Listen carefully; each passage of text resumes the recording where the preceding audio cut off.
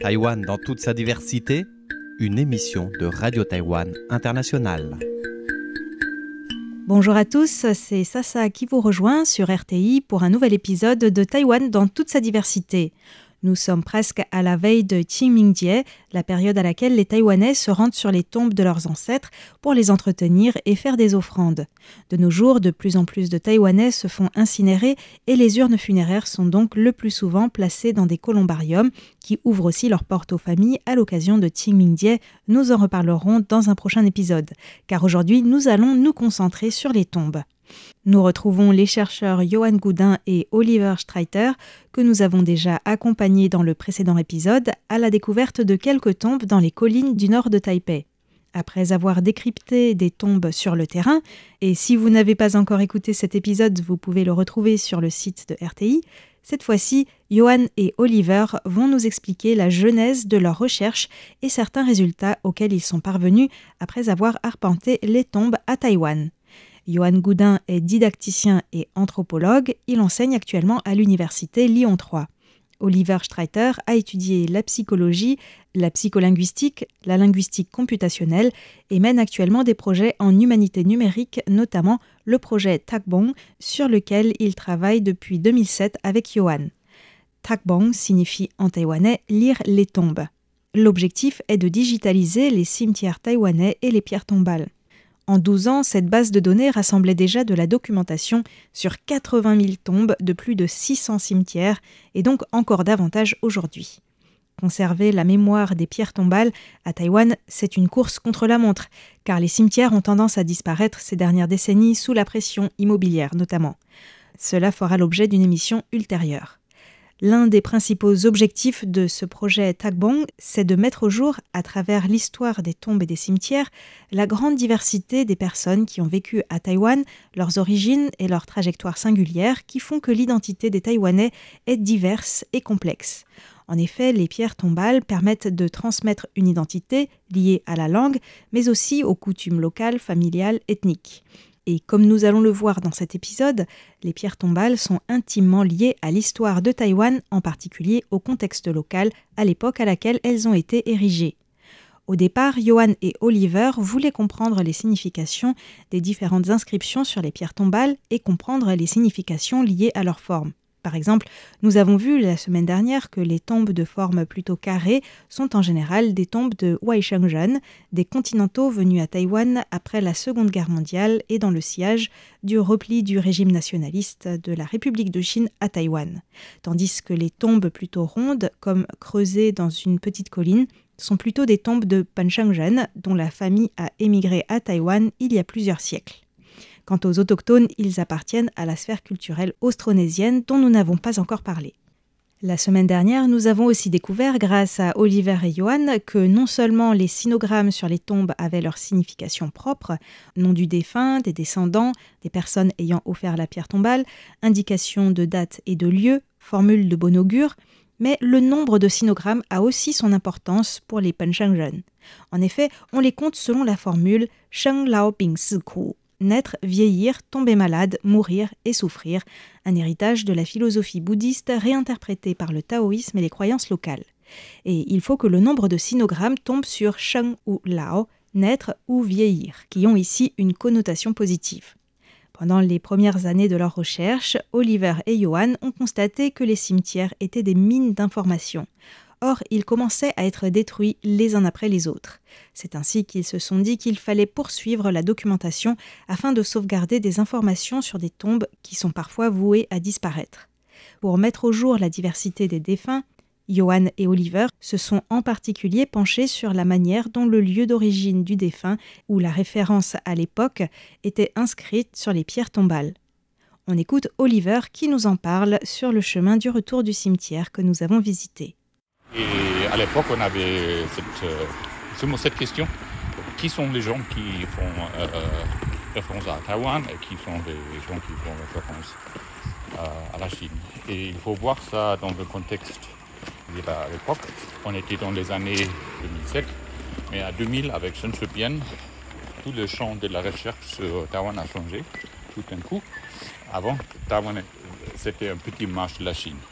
Et il y avait beaucoup de chercheurs qui sont venus à Taïwan parce que Taïwan n'était plus accessible pour faire la recherche sur la Chine.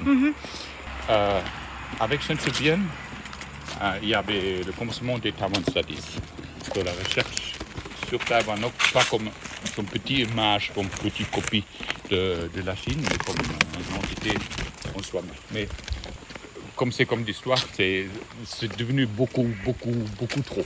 Ça veut dire tout le monde est venu pour dire regarde mon bras, il y a des lignes dans mon bras, alors que moi je suis aborigène et il y a le mouvement pour dire on n'est pas du tout chinois, on n'a pas de traces chinoises, on est taïwanais. Il y avait des colloques où il y a des discours comme ça et Johan et moi ça nous a gênés l'un et l'autre pour dire Taïwan est la Chine ou Taïwan n'est pas du tout la Chine parce que c'est aussi un peu bizarre.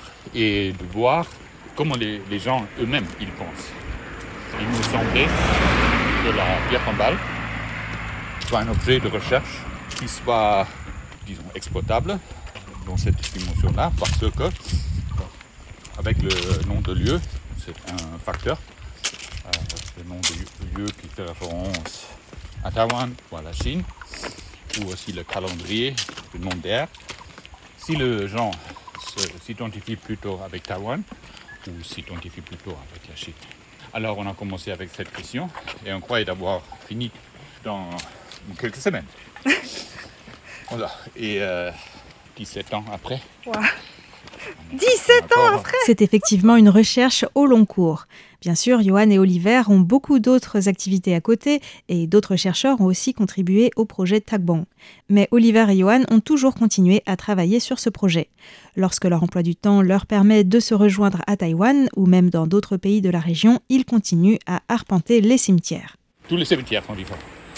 Tous les cimetières sont différents ? Oui. Et ça contredit, bien sûr, le discours chinois qui dit voilà, nous sommes tous des Chinois, voilà, on partage la même culture, etc.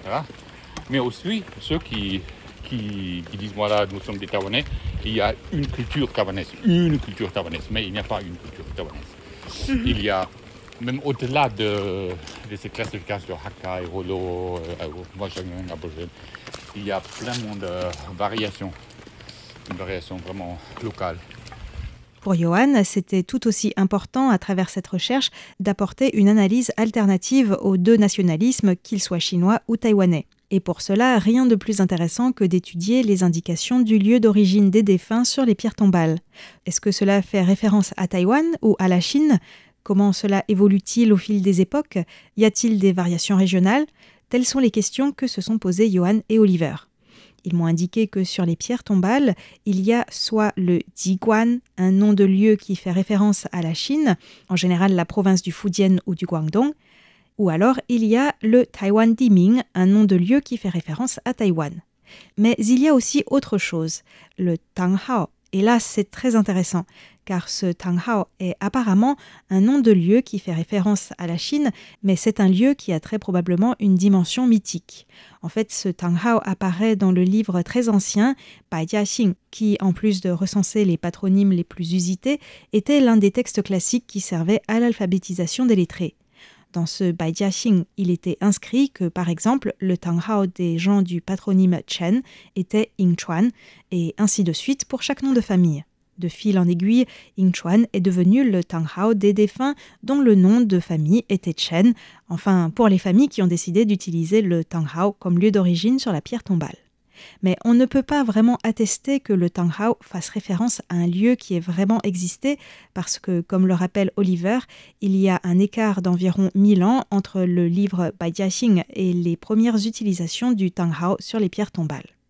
À Taïwan, le Tanghao est apparu sur les tombes assez tardivement, ce qui a attiré l'attention de Johan et Oliver qui se sont demandé pourquoi.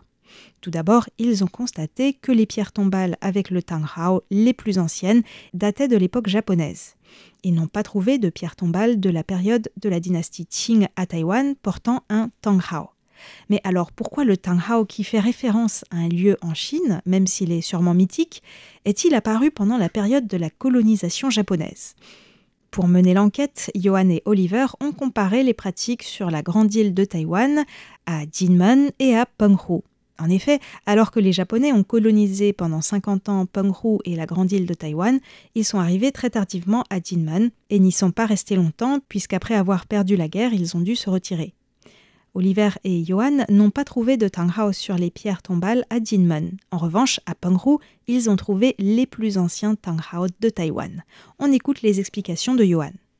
Donc, les Japonais arrivent au Penghu avec cette position extrêmement stratégique de contrôler le détroit de Taïwan.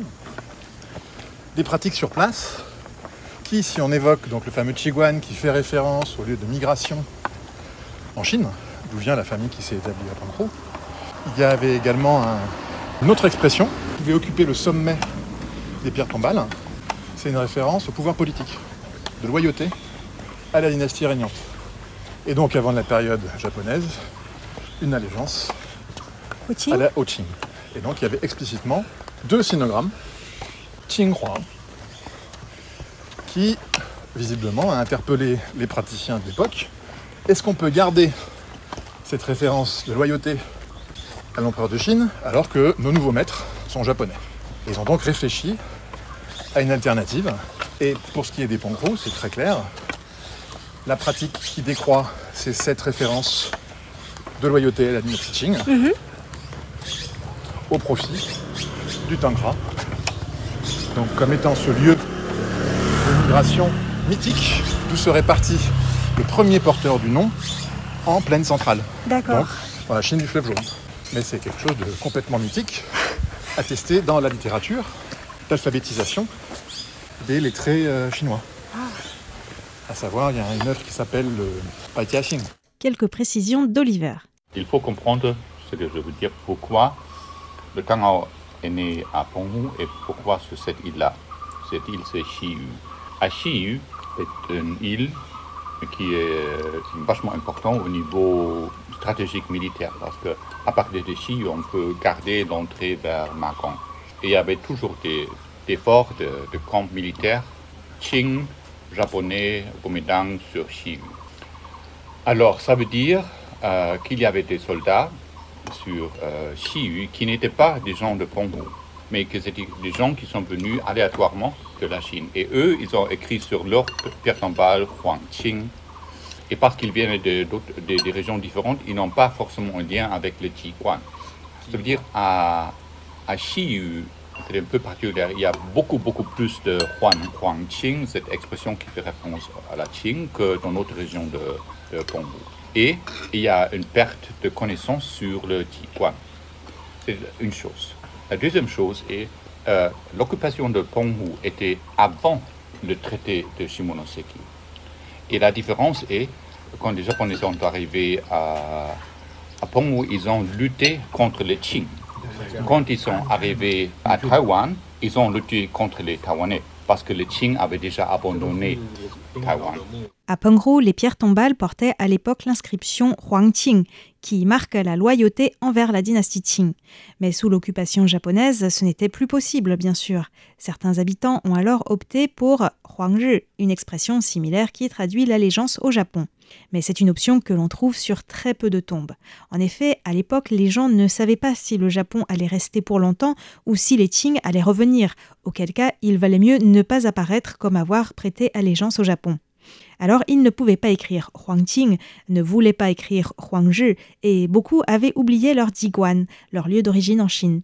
Ils ne pouvaient pas ne rien écrire non plus, car 2 sinogrammes de moins, et quand on les compte sur la pierre tombale, selon la formule Sheng Lao Bing Siku, on serait tombé sur le Si, la mort, c'était inenvisageable. Il fallait trouver autre chose qui ne gêne pas les Japonais, sans pour autant faire référence directement à la dynastie Qing. C'est là qu'un graveur à Penghu a eu l'idée d'écrire le tanghao. Le tanghao, c'est innocent, on pourrait dire que c'est politiquement correct. Cela correspond à un nom de famille selon un livre classique pour apprendre à lire et à écrire. À ce jour, pour les gens de Penghu, le tanghao n'est pas un endroit en Chine, c'est presque le synonyme du patronyme, précise Oliver. Voilà donc la raison pour laquelle, en ce qui concerne Taïwan, les premiers Tang Hao sur les pierres tombales sont apparus à Penghu, dans les îles Pescador donc. À partir de là, Johan et Oliver sont entrés dans une autre dimension de leur recherche. Ils ont commencé à tracer la propagation de ce trait culturel que constitue l'inscription du Tang Hao sur les pierres tombales. Ils ont observé qu'à Taïwan, le Tang Hao est apparu dans des régions un peu reculées, au pied des montagnes, à Pingdong, Jiayi, Nantou par exemple. En fait, ce qui s'est probablement passé, c'est qu'il y avait trop de graveurs de pierres tombales à Penghu et certains ont donc migré sur la grande île de Taïwan. Bien sûr, dans les grandes villes, il y avait déjà de nombreux graveurs. Ils se sont donc installés dans des endroits où il y en avait moins, notamment là où les Pimpudzu, les autochtones des plaines, commençaient à se siniser. Ils avaient donc besoin de pierres tombales de culture chinoise, c'était une question d'identité. Par contraste, à Tainan, par exemple, l'ancienne capitale de Taïwan, on trouve peu de pierres tombales avec le Tang Hao. Les gens inscrivent plutôt le Diming en référence à un lieu à Taïwan ou le Jiguan en référence à un lieu en Chine. Pour les Pimpudzu, le Tang Hao est la meilleure manière de se réclamer d'une identité culturelle chinoise car il fait référence à son berceau, le bassin du fleuve Jaune. En effet, ce recueil des noms de famille date de la dynastie Song et c'est un recueil un peu nostalgique, comme le souligne Johan, à l'époque où la dynastie a dû quitter ce qui était considéré comme le berceau de la culture chinoise pour aller plus vers le sud. Par la suite, sur la grande île de Taïwan, de nombreux Taïwanais ont eu tendance à interpréter le Tang Hao comme un lieu concret en Chine, alors qu'il s'agit plutôt d'un lieu mythique. Par ailleurs, comme le rappelle Oliver, contrairement à ce qu'on pourrait penser au premier abord, le nom de famille ne se transmet pas toujours par le père, car le lien avec la terre est aussi quelque chose qui est pris en compte, et dans certaines circonstances, le nom de famille peut aussi être légué par la mère. Ça veut dire qui possède la terre peut transmettre le nom de famille au fils.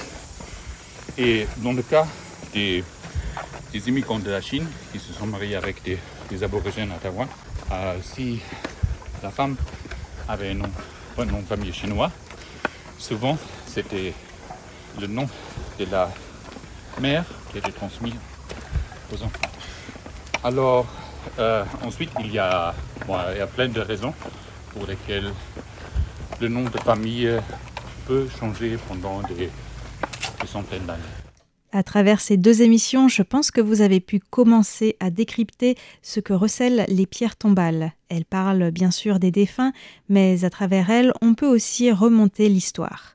L'inverse est vrai aussi. Il est parfois important de bien connaître l'histoire et l'environnement politique local de l'époque pour essayer de comprendre les décisions sous-jacentes aux inscriptions sur les pierres tombales. Bien sûr, la recherche d'Oliver et de Johan ne se limite pas au Tang Hao, elle est bien plus vaste et j'espère que nous aurons l'occasion de les revoir cet été à Taïwan pour approfondir le sujet. Sur ce, je vous souhaite une bonne continuation et vous dis à bientôt.